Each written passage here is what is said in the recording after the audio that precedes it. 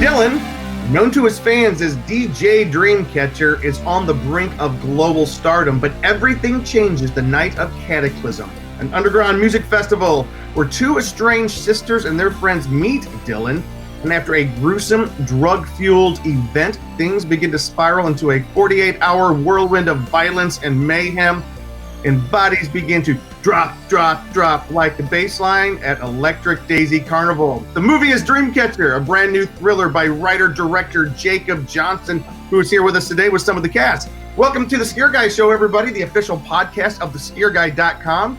We're a website and social media brand where we as filmmakers discuss horror films, haunt events, spooky news, and anything that's scary fun. My name is Jim Fry, your co-host. Joining me today is the always charming, insightful filmmaker herself, Carrie Lane. What's up? Glad to be here. So glad to see you, Carrie. Your hair looks great. Oh, thank you. I wore my splatter shirt today for those listening because, you know, our movie that we're going to be talking about today has quite a bit of blood in it. Mm-hmm. Well, it's a great little film there. And for today's show, we are talking to two of the stars of Dreamcatcher, Lou Ferrigno Junior. You may have seen him on SWAT and 911. Lou, how are you doing today? Doing well. Happy to be here. So glad to have you. Also, we have Adrienne Wilkinson from Star Trek Renegades, Xena, Warrior Princess, and so many more. She's a producer. She's an actress, and we are so glad to have her with us today. Also, we're privileged to have the writer and director of Dreamcatcher, Jacob Johnston. Welcome, everybody, to the show today. Yeah. Thanks for having us. Yeah, it's so great.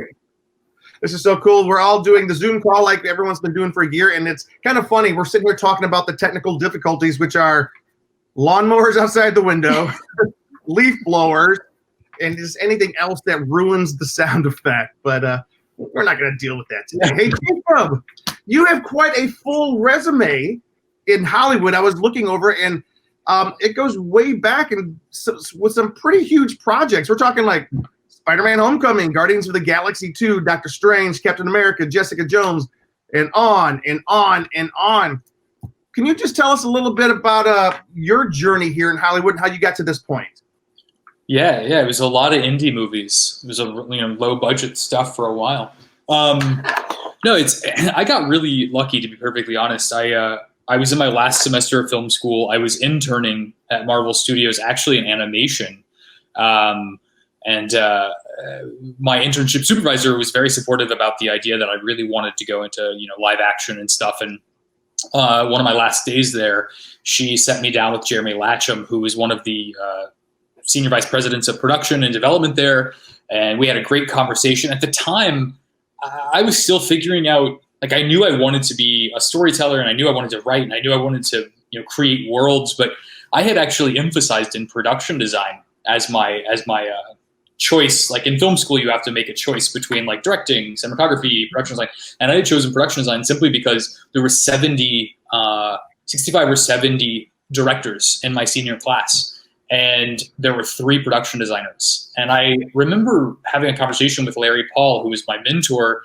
This is a legend, Blade Runner and Back to the Future. I mean, this is a guy who's been, a part of so many amazing things. And talking to him about it, he was like, listen, telling a story doesn't just have to be directing.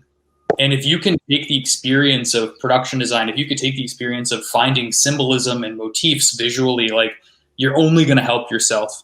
So I really focused on that. And, so when I sat down with Jeremy, I was like, I think I want to be a production designer, but I really just want to tell cool stories, and I want to, find really cool visual ends. And he was, kind of, I guess, impressed with that. And I ended up getting hired and spent, almost 7 years working at Marvel Studios.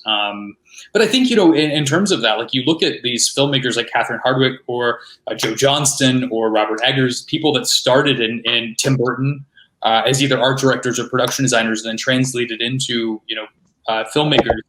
It is kind of a natural transition, because you have to learn to tell a story without performance, and then you add that performance level and you get, a really cool marriage there. Mm-hmm.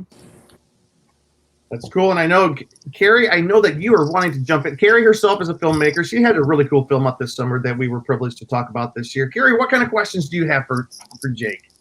It's Jacob, but he spoke for Jake casually. It's casual. It's casual. We're friends. Yeah. Well, Jake, I was going to ask if you could please explain to our listeners, watchers, what does production design entail? Because I'm so glad you mentioned that, because your film has quite a lot of wonderful visual elements. But I think some people are maybe like, well, what does production design entail?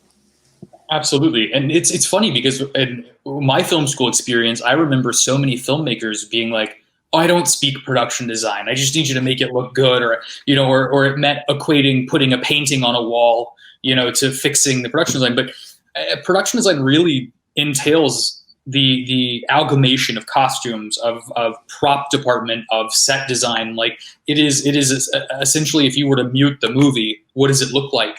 And how does that visual translate into something, that ties to the narrative? And so understanding that, I think, is super important, because if you don't know, like the art of costume design, the art of set direction, like all of these things are really important tools as a filmmaker you have to know, because otherwise you come in, like, it's great if you know how to speak to a cinematographer, but if you've got, you've tapped a production designer or costume designer to really just be left to their own devices, it doesn't quite complete the full picture, So I do believe that it's important to understand all facets to some degree, but production design specifically, because movies are a visual medium. We're watching this story in real time, and if it feels vapid, or it feels empty, or it feels just like style for the sake of style, I think you might alienate some of your audience members. Mm-hmm. Cool. Thank you for saying. What a great explanation, because there's a nice dream sequence where it's completely visual, and it was done. It's really cool. So if you guys haven't watched it yet, definitely I thought it was a really interesting part too. Thank you. And so much of that was inspired from Giallo, the 70s and 60s and 70s Italian cinema, where it's like that color is a character in itself. And, if you can lean into those elements, it is a nice nod to the genre without being so ham-fisted and being like, look what we're doing. It can be really exciting stuff. Well, let's go ahead and right before we bring in Adrienne and Lou, let's give the audience an idea. The film comes out when? When can they see it? Where will they be able to see this film? It's March 5th is the domestic and Canadian release. It'll be on every VOD platform: Amazon, iTunes, Fandango. I don't even know all of them, but and then the international release is staggered over the next few months. But March 5th, domestic in Canada. So if you can't find it, you're just not looking hard enough. That's the answer. So we're going to talk a little bit with Lou and Adrienne. We'll start with Adrienne. Adrienne, you have been super busy, both in front of the camera and also producing on such shows as Suspense, From the Mouth of Babes, Burning Dogs, Sidetracked, in addition to your Star Trek work, and of course, way back, Xena Warrior Princess. I love that you gave a shout out to that. I would also add all that voice acting as well, which is really cool. Oh, thank you. You guys are making me feel useful. Like it's working. So I appreciate it. I've had a fun journey. I've gotten the chance to play some pretty groovy characters, be part of some pretty interesting projects. And it's been a real privilege. I've had a really good time. And the fact that all of that has led me to playing Josephine is pretty spectacular, because she's everything you want to sink your teeth into and more. So it's been good. Well, if you don't mind, tell us a little bit about your character and Dreamcatcher. What drew you to this role? Sure. I can tell you, Dreamcatcher, I was drawn to this because of 5 words. Coco Chanel meets Elizabeth Bathory. That was the character description that Jacob came up with. And I was like, are you freaking kidding me? Yes, she's going to murder you, but she's going to do it in an amazing pair of heels, perhaps. You know what I mean? So that kind of idea, that presentation behind it, I was like, oh, that's power. And it just seemed yummy. It just seemed incredibly yummy. And then when I read it, I was like, you've got to be kidding me. This just keeps getting better. So that was great. And that was kind of my experience every day of working on it. The visuals were so delicious. Just this, pink neon fever dream, and just dark and pulsing and yummy. And Yeah, just everything about it was great. I was so impressed with all of the pieces that came together, and the producers and Jacob had this incredible synthesis between them where they knew exactly what they wanted, and they were doing it with what felt like effortlessness. Like they just were like, oh, I'm just going to be chilling over here, having a good time hanging out while also being geniuses. So, that was not a bad thing to be part of. Carrie? Yeah, I was going to say it's a very fun character to watch, and she has deadly style.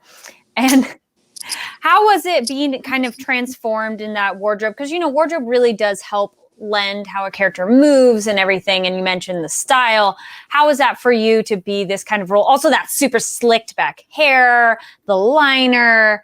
Talk about that as part of the actor processes. Sure. Excuse me, as well. I will admit I had very little prep time for this, so it was sort of going on instinct, but I had immediate ideas that I wanted to bring.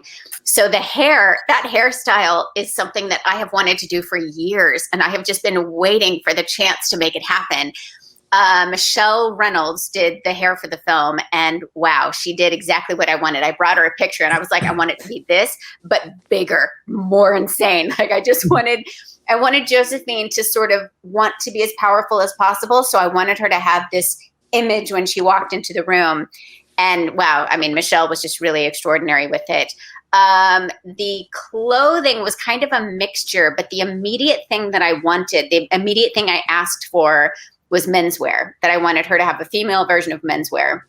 So with the time that we had available, we sort of worked towards that. And then I also love that they brought in the animal prints just for this sort of like subtle aggressiveness, like trying to be intimidating or, just more attention on her. Either way, she's a fan of it. So yeah, that's kind of how it all came together. And it was actually really exciting because Adrienne came with so many ideas. Like, you rarely get, sometimes you'll get the like, well, my character wouldn't say that, but instead she came with, my character would wear this. And when she came in wearing the costume, it was like 100%. That is exactly the person. And the same thing with the hairstyles. It really does. It took that character from what I kind of envisioned to a whole different level because of what, Adrienne was able to conceptualize, visually, which is so exciting. It was really, really, really cool to see how that evolution came about. Ooh, go team. Well, it's great to hear that the actors are able to contribute to their character in that way. Because, some films are a bit more rigid of like, well, this is how it is. And then some are a bit more, it's a collaborative process. And I was going to ask them pivot on wardrobe this way. There we go.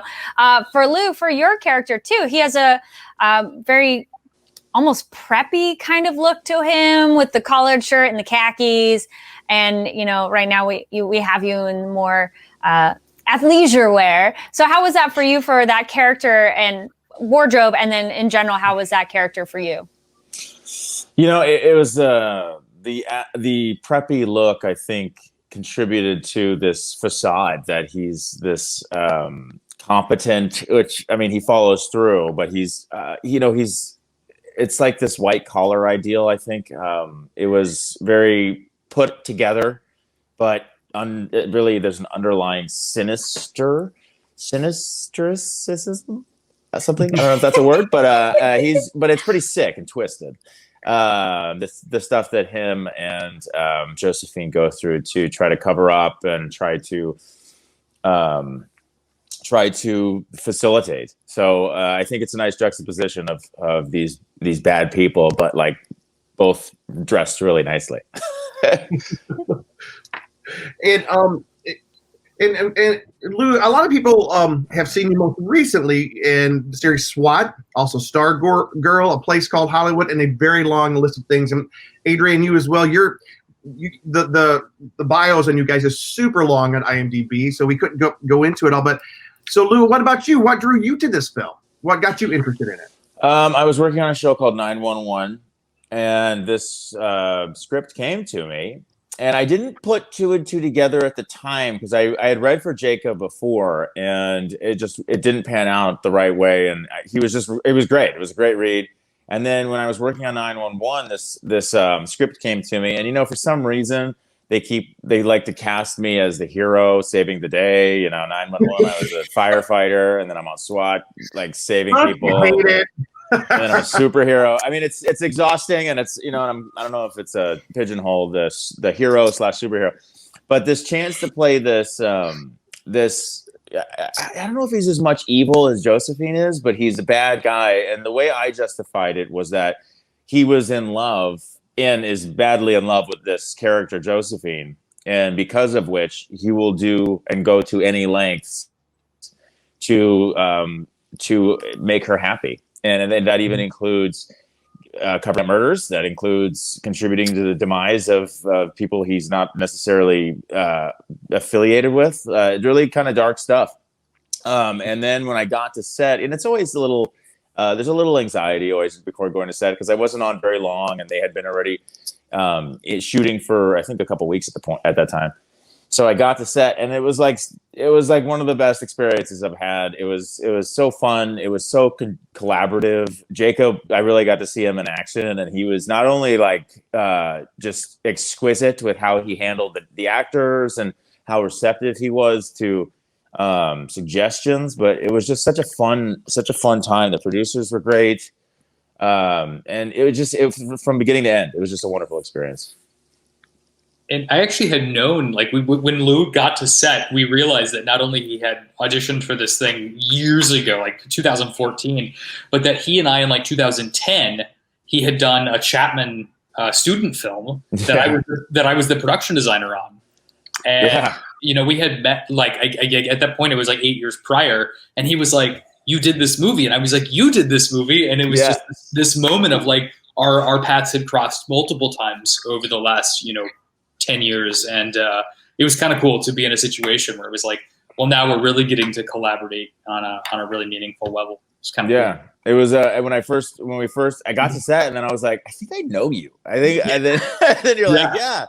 And then I was like, what? And the next thing you know, like we wouldn't stop talking. It was awesome, and it was just cool. And it's funny because like Jacob's supposed to be this like egotistical artist because of these projects he's worked on. He's supposed to be this like really like commanding, kind of pompous director, and he was like as far opposite as he could be. So it was so like such a relief and so inspiring to have someone that's been so successful so far in their young career to be so just awesome to work with.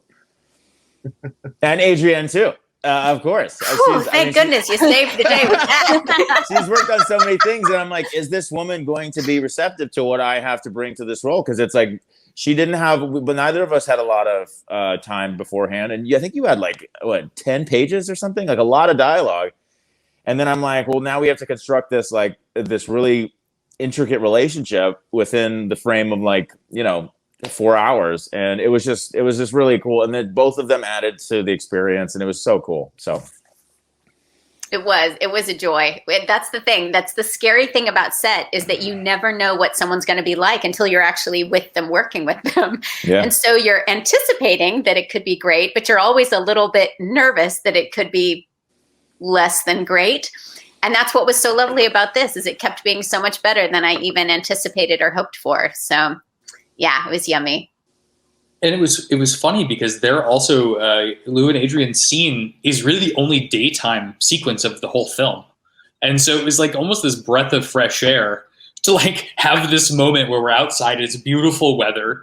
But then you get the ramifications, when you've been shooting nights for so long, where you're like, oh, the sun's going to move so fast. And you're like trying to get, all of these, you want to make it, everybody to look as good as possible. And when the sun hits them in the wrong place, they don't look as great. So it's like you start to realize what you're doing. But it was kind of a nice breath of fresh air to be able to be like, oh yeah, we're also doing a daytime scene. And it was the first day the two of them had met. So it was kind of a fun synergy in doing that. Also just fun to be in the sunshine in that house. With that view? Yeah. I mean, that was not a bad office. Yeah, the locations in the film are so interesting and cool, and the house that they're at is gorgeous. Jake, how did you find these locations? And then we'll go after for the actors. What was it like being in them? Because, we have a gorgeous LA landscape, like villa essentially. We also have the cool club scene area. So yeah, Jake, talk a little bit about the locations. Yeah, it's kind of fun when you actually are able to shoot in Los Angeles, because I think you can go one of two ways. You can either romanticize it, which is something we saw in like La La Land, where it's like idealized and aspirational, and it's like everything you kind of grow up hoping Hollywood is, or you get, the Nightcrawler vibe, where it's kind of gritty and it's a little dark and it's a little less, it's sordid. And I wanted to blend kind of both of those ideas together and, bring this pseudo aspirational, like, yeah, you get these sweeping villa shots and you can see the lights of Los Angeles in the distance and it feels there, but so far away. And then adversely with like the stuff in the warehouse, it needs to feel tactile. I wanted it to feel like when you're watching it, it's something that you can kind of relate to, because these warehouse parties or these underground festivals or things like Electric Daisy Carnival, like they're not exactly glamorous. They're crowded and they're kind of dank, and like the lights and everything are beautiful and kind of elevate the experience. But it was really trying to find a blend of how can you create an aspirational version of LA, but also show what it really is, and that because so much of the themes of the film revolve around identity and evolve around like the price of success. And I think when you look in terms of success, like Los Angeles is at the top of that list in terms of cutthroat, who are you willing to throw under a bus to get ahead? So you're trying to convey that in a visual sense too. And thankfully there's so many amazing, really intricate places downtown, which is where we shot the rave scene. And thankfully one of our producers was actually living in the villa we shot as Dylan's house. And the movie was written around that idea. We knew we had that location. And so the mindset of like, let's bring the third act to that location was like, I knew that going into the writing process. So trying to, find ways the problem, to be perfectly candid with that, was it was a rental, and the owner was like, well, you can't shoot films here. So we were trying to find ways to like not feature the house, but also feature the house. And there were so many things where it was like, well, you can't show this angle because this is an architectural thing that's so distinctly the house. So you're trying to find ways to just like make it look, bigger than it is. And it was a huge house, but like being creative, and, they don't live there anymore. So I guess it's not a big deal to talk about it now, but at the time it was a big deal. So yeah, it's a blessing and a curse all in one. No, those are interesting restrictions, but it makes sense too if it's somebody's personal home. So Adrienne, then how was it for you being in these locations? Nothing but helpful. I mean, first of all, it's dreamy because we get the experience of having that view and just, it's like a contact high of luxury just being in that environment. And what's great about it for the actors is it does half your work for you. You aren't pretending in front of a green screen that you have this amazing view. You actually have this amazing view. And, you're in this house that just feels like power. The house felt like, we made it. Like, this is what my career has led to, kind of a thing. So, that was incredibly yummy. And then Josephine, there's sort of this underlying thing where, the house is actually Dreamcatcher's house, her client. And there was this other thing that Jacob and I kept exploring that, Josephine's a bit of a succubus who's just like, like owns the house. She doesn't think of it as Dreamcatcher's house. She thinks of it as hers just because he's part of her. Like, you're welcome. I'm going to let you live here, like that kind of a thing. So it was really enjoyable to just be able to walk around and be like, ooh, yeah, give me that wine. Let me have this sunset. I'm just going to enjoy the hell out of this moment. And Lou, what about you? How was that view? It was cool. I mean, the view was fantastic. You could really lose yourself in the fact that like we've done a lot to get here, and it is real, because I mean that kind of view. Getting the house was a struggle, because we had the wrap party and it started to rain at around 1:30, and so I'm standing outside. My phone dies and I can't get a hold of anyone, so I'm in the rain. Phone's dead in, I don't know, God knows where. And then luckily our esteemed Jamie Gallagher was able to drive me to, not home, but to Thai food. And then we ate. So it was just a wonderful experience from beginning and end. But then I don't want to give too much away, but that scene in the movie theater was just so cool, because in essence, it was just me in that room. And with all the and you couldn't recreate that place. It was like covered with the carpet and with the leather. It was so insulated. There was no sound. There was no reverberation of anything. So it really felt like I could be alone. And it was me, and then it was the Steadicam operator, and then his assistant. So us three, and then about 35 people in the next rooms over. But it felt like I was alone. It felt like, and if you walk into a room that's completely I guess the insulated is the word. It feels like you're just in this vacuum. And I mean, I don't even think you could even recreate that on a set. It had to be someone's home theater that was just absolutely majestic, and it aided to the vibe that I was alone and no one could hear me scream. So it helped a lot. And it was so funny because he has a little bit of a fight scene in that room, and what he was saying, there was 35 people literally in the garage, like away from this scene, and there was a moment with a crowbar, and I was watching Video Village, and I just saw the hit, and everybody just like it was like dead silence. You could hear a pin drop, and I was like, "Oh my god, he hit him in the face!" Like it was so perfect, and immediately I ran to set, and I was like, "Oh god, he's gonna be in a brain tumor at this point." Jake was so like great and receptive, because when we started it, he was supposed to put the bag over my head and then like just turn into choking me out. And then I was like, I thought to myself, I'm like 60 pounds heavier than this guy. I've got like 4 inches on him. If I'm watching this movie, I'm not going to believe that this guy's going to kill me, no matter what I'm dressed in. We don't know if you get killed or not, though. Yeah, we don't know. No, I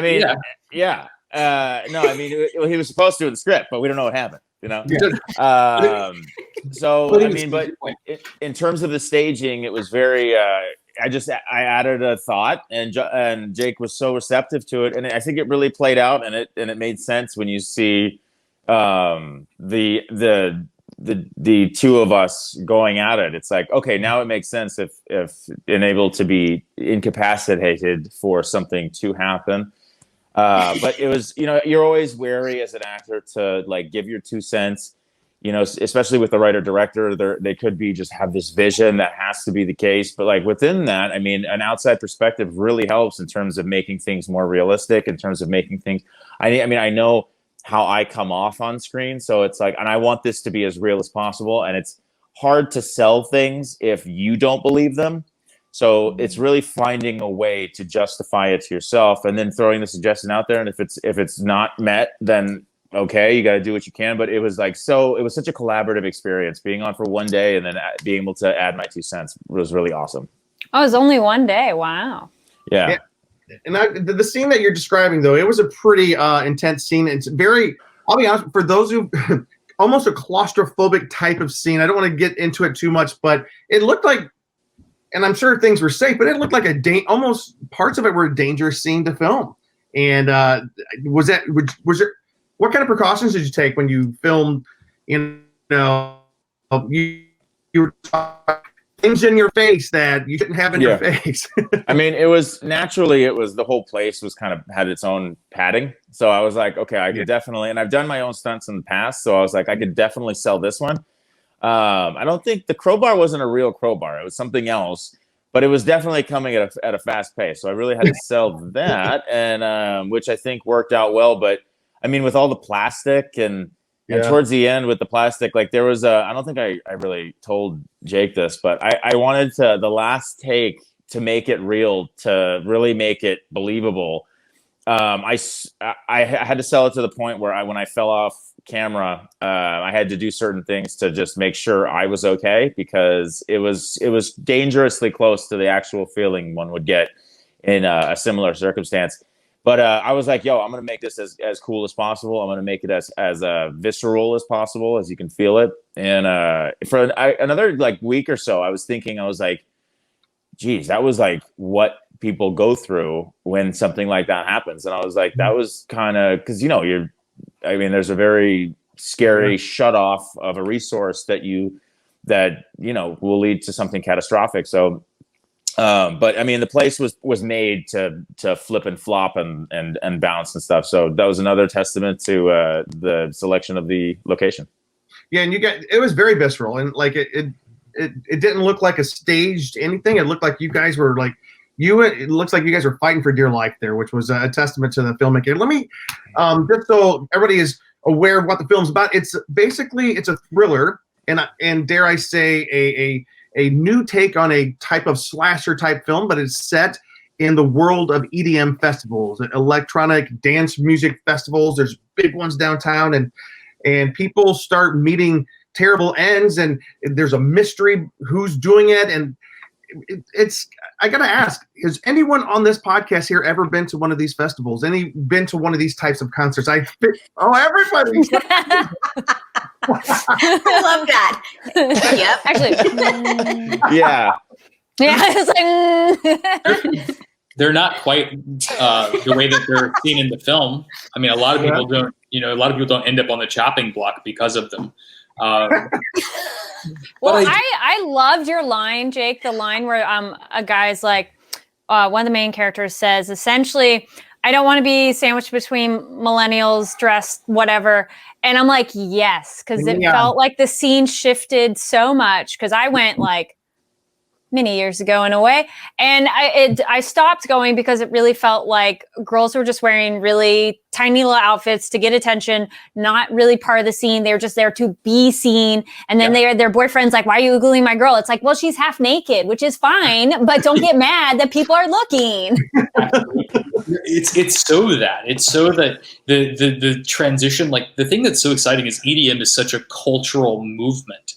It is such a thing that is so intrinsically tied to trends. Mm-hmm. And it used to be about the music, and it used to be about, like, sure, the costuming was maybe exaggerated and exciting, but somewhere it became extremely sexualized. And it became this exactly what you said, which is like, I need to be seen. You're going there to take pictures of you being there versus going there to enjoy the music. And I think the beauty of these music festivals is the camaraderie. It's this idea that these strangers from all over the world are coming together and listening to this music and enjoying this music and losing themselves to it. And unfortunately, it has devolved into this sentiment where it's like it's no different than a pop-up Instagram place where you can go and take pictures. And so, there's always going to be a middle ground to the people who go because they love the artistry versus the people who, like, the amount of people that I know in my own life that are like, I want to go to Coachella. And I'm like, do you know half the people that are performing? And they know it's 3 people. But the idea that they're going to be at Coachella is somehow validating, something for them personally. So, it's exactly that, where it's like, you can go, the people who have been there like us, where it's like, I went because I love the music, I love the vibe, I love the movement, versus the people that are going because they need a picture in front of a famous DJ. You get that dichotomy, and you have to understand that. And technically, they can be deadly. There have been people who go and they generally die of dehydration because they took drugs and didn't drink their water. But in those environments, it's like anything can happen, and these people are just screaming and everything. They don't even notice. I mean, like someone could fall and break their leg, and they're screaming, and not only do they not notice, but sometimes they don't really care, and they just keep going. I'm like, what kind of a place is this? And I didn't like the idea that it's like everyone's in their own world at this place that's very dangerous. I mean, it's like there's a lot of opportunity to just step on someone, break your leg, to get hurt, and then possibly have a serial killer running amok. So it was a kind of a perfect situation to exploit, in the sense of having a film where there's a guy that no one really notices until the next thing you know, they clear the room and there's someone dead. So it's like it's harrowing. Mm-hmm. When it also is when you're thinking about a slasher film too, you have to define your iconography, and that's one of the first things you have to start with. And I think setting it in the world of EDM to me was the first step in saying that's easy mythos. You got Daft Punk and Marshmello and Deadmau5 and all these people who wear masks, and we go to these shows and immediately accept that that's that person. Like, it could literally be your sister, and you wouldn't know because they're wearing this mask that represents that artist. And so for me, like, stepping into that narrative world, it was like, if I create a character who is really just a brand, that brand is translatable, and that mask is translatable, and anybody could wear it. Me, you, your friends, your neighbor, like anybody could put that mask on and become Dreamcatcher. And EDM is a world that invites us to accept that like that. There is no question to say, why is this person wearing a mask? And it's like, that's why the mask exists. Yeah. And so we don't have to spend, 30 minutes of the movie trying to establish a mythos behind the iconography. It's literally, let's meet this DJ.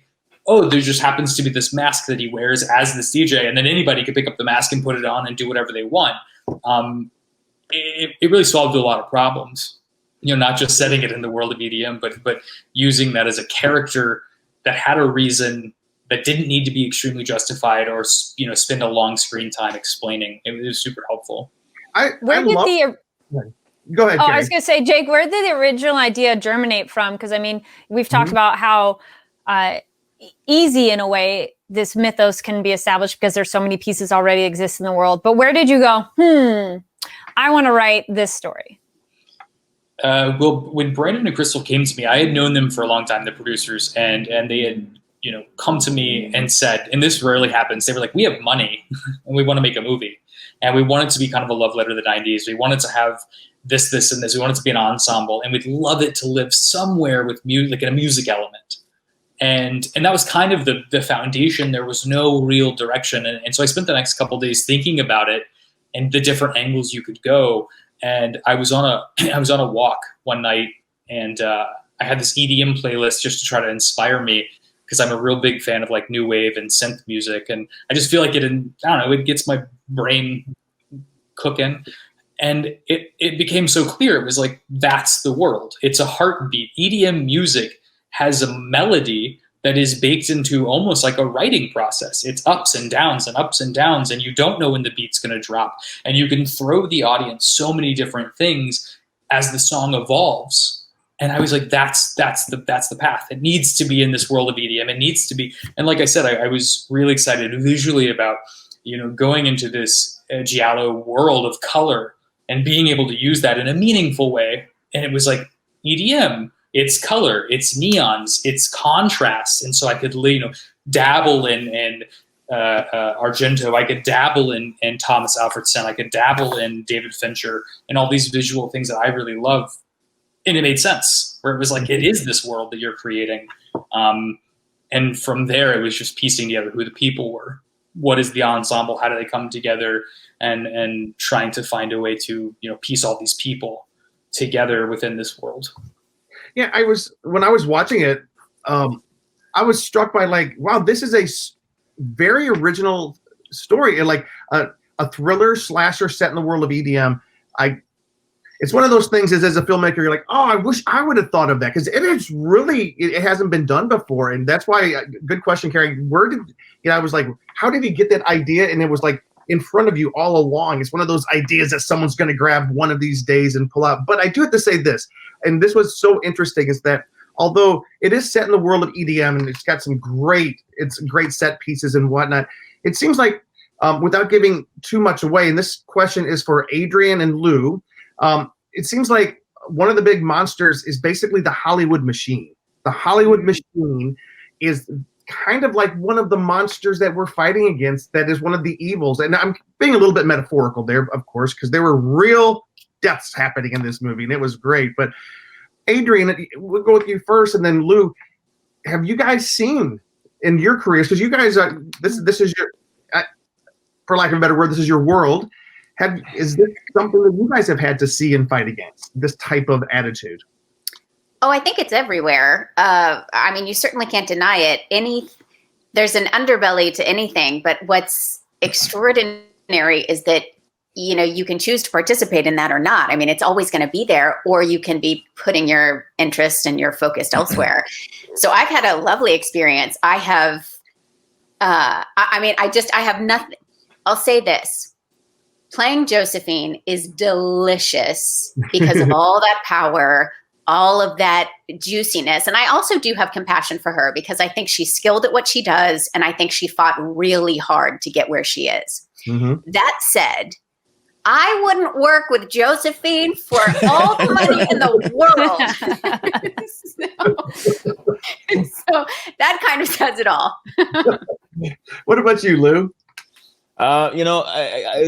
I've been raised in this industry. I've joined my father on sets and on projects for so many years, and seeing it from an outside perspective. And I was blessed with a being allowed the perspective to see what's real and what's not. I came into this world with my dad already being a huge celebrity, so unfortunately, I had to encounter relationships that were not necessarily authentic. Mhm. And as an adult, before I really started working a lot, I've been in a lot of acting classes that I would see actors that were very talented, but then they chose to, as Adrienne said, they chose to put their attention into that part of the world, and thinking that the parties or the events were the ways to become successful. And before long, I mean, these people are no longer themselves after a long time. I mean, they get lost in these crowds. They get lost in certain behaviors that really just destroy their character. And it's sad. And they become and they always say, I think that, what's the saying? It's like Hollywood is paved with the streets of Hollywood are paved with broken dreams, or something along that line. It's a rough business, especially for actors, because we have so much to consider in terms of how we look, how we keep ourselves presentable. And I think that my mom has always told me that eventually your insides showing your outsides. And so I was very blessed to be able to have this perspective at a young age. So going into this business, I knew what was real and what was not, and I knew that the right way to do things and the wrong way. But unfortunately, that I've encountered a number of people that weren't as fortunate, but mostly due to their own discretion and where they chose to direct their talents. And if you'll indulge me just for a moment, a little bit off topic, but you brought it up. For those who may not be aware, he grew up in Hollywood because he has a dad, Lou Ferrigno, who was the Incredible Hulk during the state. It's a show I watch every Friday night. I'm older than most people on this podcast right here. It's so great. Lou, what was it like growing up with Lou Ferrigno? That's an amazing thing. Yeah, I mean, look, as far as I knew, I thought everybody's father was a Marvel superhero. I didn't everywhere we went, everybody knew my father's name. I thought he had so many friends because everyone was like, hey Lou. And I'm like, do you know that guy? And he's like, no. Like, I don't know them. They know me.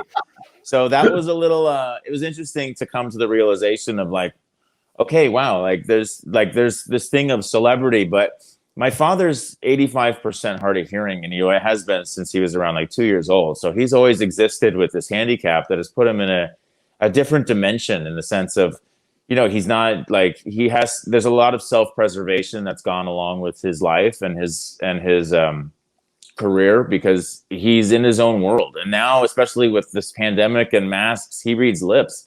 So now with these masks, he doesn't know what's going on, but he's always had to be very reclusive in his own world, because I mean, you can't expect the world to understand what you're going through as a child and as a man. And I believe that I believe in a God, and I believe that God, when my father lost his hearing, that he gave him this body that is just a remarkable specimen of a physique. I mean, the guy's got an NFL body. He was perfect for the role of the Incredible Hulk when it came along. He was a world champion bodybuilder.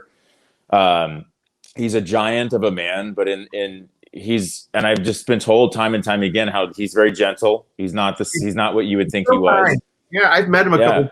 He's such a kind person. Yeah. Yeah, it's quite a juxtaposition. And so when I see all that he's done, and I mean, constantly people come up to me and they adore him and they say nice things about him. I don't know if I had much of a choice in terms of what I was supposed to do. I feel like this is my destiny and what this is. And also I feel like, unfortunately, people aren't who they turn out to be. You think they're one way and they're not, but I think it's my obligation in this world and in this life to be this person that's fulfilling my father's legacy, in the sense where I feel like it's a responsibility of mine to be the person that people would want to meet, and then be that person in real life. They always say never meet your heroes. Mm-hmm. But that comes with living authentically. And I think it's coming from treating yourself well and just being a person that, like, who am I to be some celebrity kid that's just a punk that just doesn't want to be a pain in the ass to work with? It's not, there's so many of those. I've seen them and I met them firsthand. So, I didn't have a choice. You don't choose your family. You don't choose what you've been born into. But I always wanted to be different, in the sense where it's like, I've seen people melt into children when they meet my father. Like the as big a guy as you can get comes up to my dad, and he's like a 4-year-old child, like loving this guy. And my dad loves it, and he's always loved it. And I feel like I owe it to him to be someone of that caliber, because the guy's done amazing things, and I'm a very lucky guy. So that's fantastic, and it's so great because that plays exactly into the theme of a big part of the movie. You know, your authentic self and the people who would do anything to get ahead versus the people who are authentic people. We are kind of bumping up towards the end of our time here, and Carrie, why don't you go ahead and finish our interview for us? Well, I was going to go. Thank you very much, Lou, for sharing your experience with your father and just your own life goal. It's I think it actually ties in well with the film too, in the sense of it almost directly and indirectly deals with mental health and being true to who you are, your intentions for another. There's some very toxic family relationships, dating relationships, essentially friendships, meeting strangers, and just how each character decides to approach those moments is rather fascinating to watch. And some of it is rather cringy because you're like, no, don't, you are.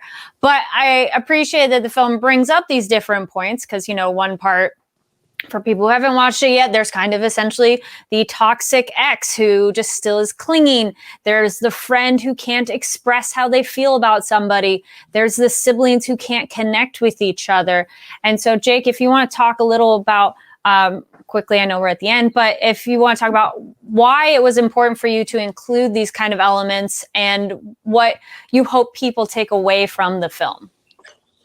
Absolutely. I think that the word that always comes back to me is identity, and I feel like as I'm only in my 30s, but even my experience as an adult and my experience with an older brother and the pitfalls that we had, and like being able to find ends to connect to audience members who might be in certain headspaces, I think is kind of the goal as a writer, is to try to find these authentic moments to connect with your audience. Because at the end of the day, I'm not making a movie for me. Like if I wanted to make something that was solely for me, then it would be very self-indulgent and probably unrelatable in the slightest. But if you can find microcosm events to try to find a way to relate to your audience so they feel and somehow connected to these characters there, that they either are connected to these characters in a very like, oh, that's me, or that's my sister, or that's my friend, or I've been in that situation, or even, Carrie, as you were saying, with the cringe moments of like, oh yeah, I've seen that happen, or I've read about it on Facebook, or I've seen it on Twitter, and trying to find a way to convey that. It was very important because so much of the movie is about identity and who we are, what defines us as who we are, and what we're willing to do to either be that amalgamation of perception or be our own person. And if we're lost in between, and maybe we are, we at various points in our life, great. There's characters in the movie that are that. And they don't need to justify their actions in certain ways. Like I think the idea of having a strong female character, for instance, who needs to solely be defined by tragedy. And it's like, sure, but also they can be defined because they just have conviction, or they don't have conviction, and it's okay to not be all right, and like same thing with the male characters, like with Jake. Yes, you mentioned he's a friend zone kind of character, but that is a guy who is like morally so disconnected from almost everybody else because of how he perceives things. So yeah, it really is about our own perceptions and how judgmental we can be as people. And I think it'll work the same way when you watch the movie, where I think maybe it's easy to be like, oh, that's this person and they're the worst. And then maybe throughout the film, you see their perception perhaps is challenged in certain ways, or their actions or perception is justified in some capacity. And then Adrienne, what about you? Follow up to that of how your character is involved with it, and then your own viewing of the film, and anything else you'd like to add there? Josephine couldn't care less what anybody else is going through. That's just factual. But it is one of my favorite parts of the film. I love the idea that on one hand, it's this slick, sexy, sort of slasher thriller. But on the other hand, it's this really deep character study of all of these people that don't necessarily normally get showcased on screen. So it's this really sort of beautiful dichotomy of an experience. So you can. Sorry, we have a guest star. Oh, baby! Little distracted. Shout out. It really is one of my favorite parts of the film is that you can have either experience depending on what you're looking for or which time you watch it. Because of course we want people to watch this many, many times. Of course. And then Lou, what about you? Oh goodness, I've lost what we're talking about. But No, sorry. I was going to say it's how the film. You already essentially talked about your authentic self, but if you have anything you'd like to add for what you hope people take away from the film. I mean, I think it's a wonderful, from what I've seen and what I've encountered. I mean, it's refreshing, I think, and it's like these films can be done in so many different ways that aren't necessarily as fulfilling as they can be. But the characters are rich, and I think the plot's really cool, and the twist at the end is awesome. And I just think it's a wonderful, wonderful project, and I can't wait for people to see it. The movie is Dreamcatcher. It is out March 5th everywhere you can see movies. Jake, is there anything you want us to know before we close out today? I just hope the movie surprises you. I think what this is a movie that was made with so much love, and I'm sure you'll be able to hear that between Adrienne and Lou and I's relationship on this podcast. Like there is so much that went into this that is bigger than any one person, and I am forever grateful for that experience and the ability to work with such incredibly talented people. And I think that shows on screen. So I hope that the audience members going into this film are surprised by not only the narrative that we're telling, but also the love and real conviction and passion that went into making this movie. All right, as we close out, we'll go around the horn here. Jake, where can people follow you online or find out more information about this film or upcoming projects? Absolutely. I'm really only active on Twitter these days, which is just Jake_squared. I have an Instagram, but it's mostly pictures of my hedgehog. So I don't know if that would be, That sounds awesome. Why are you, come on. I don't know if that would be as enticing to people looking to see what I'm doing next. But, right. I should point out, that's not a euphemism. That's serious. It's an actual hedgehog. But yeah, Jake_squared on Twitter. Adrienne. You can find me online at Yo Adrienne. If you search that, you'll pretty much find me. And Lou Ferrigno Junior on all platforms. Very, very easy. All right, Carrie? Amazing. Yes, you can find me. There we go. Carrie D. Lane over on Instagram, TikTok, and Twitter. And thank you for Jim mentioning, yes, you can find the film I worked on. One of those films take a while to get out, but finally it's out. You can go watch Followed on Amazon Prime for free. It's just called Followed. And it's a good film as well. Great. Right in line with what we're talking about today. Good, creepy film. You guys will like it. Thank you so much, Jake, Adrienne, and Lou for being a part of the podcast today. Thank you, Carrie, for joining us as always. Guys, please follow us at thescareguy.com. Follow us on scareguy.com on every social media and everywhere. And you can listen to our podcast anywhere you listen to podcasts. Thank you guys so much. Enjoyed the film. Go watch it. Dreamcatcher. Bye-bye. Bye, everybody. Thanks, guys. See ya.